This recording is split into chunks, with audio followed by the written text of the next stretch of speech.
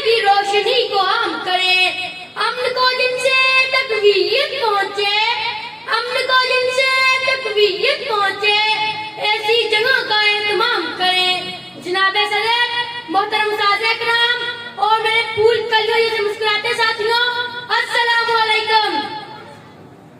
आज मुझे जिस मौजू पर लफ्ज़ करने का मौका मिला है वो है इस्लाम अमन का मजहब है। दीन इस्लाम का सूरज तुलू होने से कबल दुनिया अरब स्याह अंधेरे में गहरी हुई थी। हर तरफ अंधेरा ही अंधेरा था, कहीं भी हम नाम का दिया जलता हुआ ना दिखाई देता था।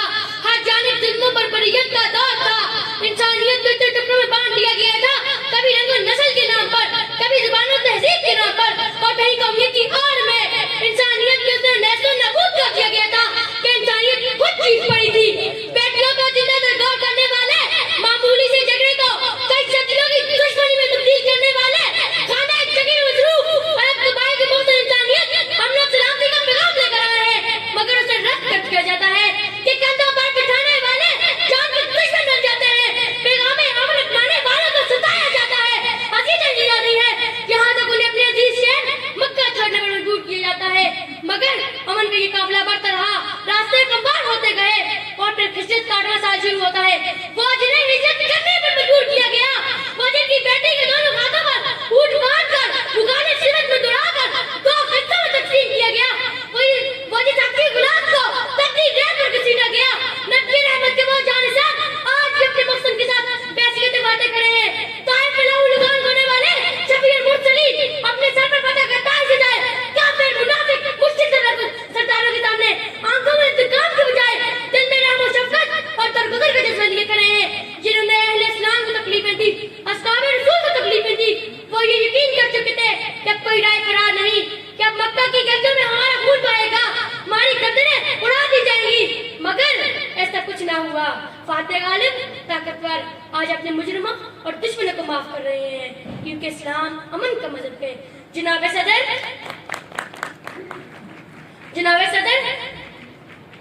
सूरत बकरा की आयत नंबर 256 में इरशाद बारी ताला है कि दीन इस्लाम में जबरदस्ती नहीं। सन 40 हिजरी मसीह कूफा में मोमना काफिर वक्त फजर में खुदा के आगे सजदे रेज़ होता है कि मलऊन और बुज़दिलाना वार करके सर को जख्मी कर देता है, और वहीं पर वो अमीर अपने कातिल के हाथों में बंदी जंजीर को ढीला करने का हुक्म देते हैं और ये वसीयत करते हैं कि मेरे कातिल को कोई तकलीफ न पहुंचाई जाए, क्योंकि इस्लाम अमन का मजहब है और इस्लाम अमन और सलामती चाहता है।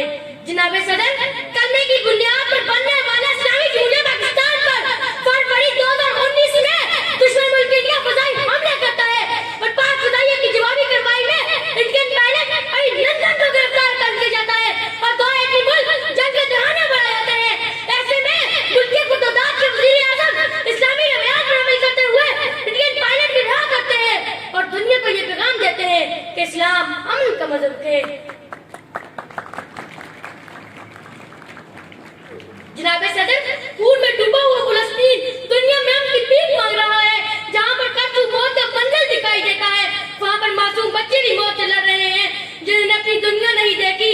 आम खाली को अपने जिस्म को छड़ों से जख्मी देखा, अपने जिस्म से फूटता हुआ खून का फव्वारा देखा और अपने जिस्म पर लगे छड़े से वो यही सवाल करते हैं कि आखिर हमारा क्या गुनाह था। अपने पूरे खानदान को खो देने वाले बच्चे अपने मकानों के मलबे पर बैठ कर चीख चीख के कह रहे हैं कि मेरे रहनुमा सुनो मेरी गुजरी हुई दास्तान सुनो, ए मेरे रहनुमा सुनो मेरी गुजरी हुई दास्तान सुनो, ए मेरे दर्द को पुरानो मेरा दर्द सुनो। क्या सिर्फ लाशें ही लाशें हैं मेरे झोली में, क्या सिर्फ लाशें ही लाशें हैं मेरे झोली में, सांस भी लेते हैं हम गोली में। नाम जंग नाम फसाद चाहते हैं, नाम जंग नाम फसाद चाहते हैं, हम फकत अमन चाहते हैं। आपकी समाअत का बहुत बहुत शुक्रिया।